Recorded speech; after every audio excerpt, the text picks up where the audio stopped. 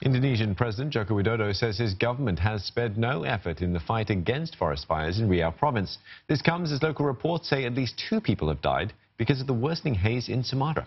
And one of them is a 4-month-old baby girl. Mr. Widodo has visited 2 villages affected by the fires, and he's ordered more personnel to fight the blazes while supporting ongoing water bombing. Mr. Widodo is calling for tough action against companies and individuals responsible for the fires. Saiful Bari Ismail joins us for the latest on this. Saiful, it looks like President Widodo is cracking down on those responsible for the forest fires. Yes, that's right, Steve. Indonesia is certainly stepping up law enforcement efforts. The government has often been criticized for being lenient towards companies responsible for the forest fires on their concession areas. However, the Environment and Forestry Ministry said so far it has processed 370 companies with proof that they have cleared their land by burning. Out of the 370 companies, nearly a third, or 103 companies, are in Riau province. Now, in addition, 49 other companies have been sealed off by Indonesian authorities. Now, sealing off means the plantations cannot operate while an investigation is being carried out by the authorities.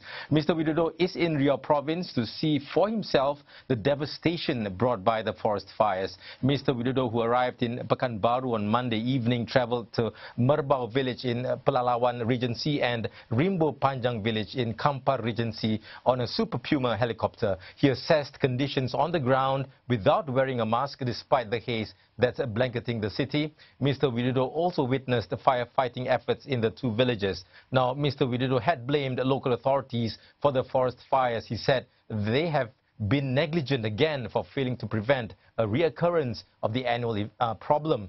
Speaking to reporters after observing the vast burnt peatland, Mr. Widodo said considering the immense area that has been destroyed by the fires, this burning is also something which is organized. Lagi perlu kita ingatkan agar pencegahan oleh desa, oleh camat, oleh bupati, oleh Babinsa, oleh Babim Kamtipmas, Polsek, Koramil, itu adalah yang pertama harus dikerjakan, pencegahan. Saiful, how are Indonesians coping with this, especially those who are living close to the hotspots?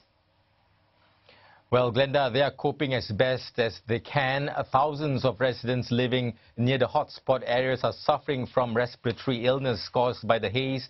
Doctors say that the haze particles has worsened the spread of bacteria that can cause infection.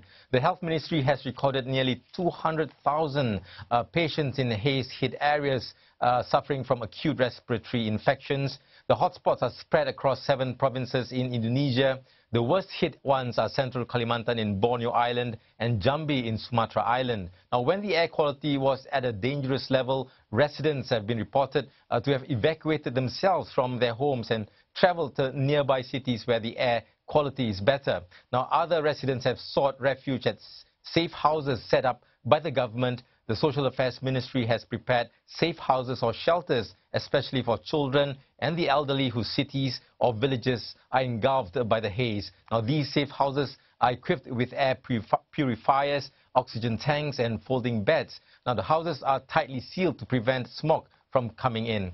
However, other residents are coping with the problem differently. Now, some of them in Riau have taken to the streets, protesting outside the governor's office, demanding the governor to step down for failing to prevent the forest fires and haze.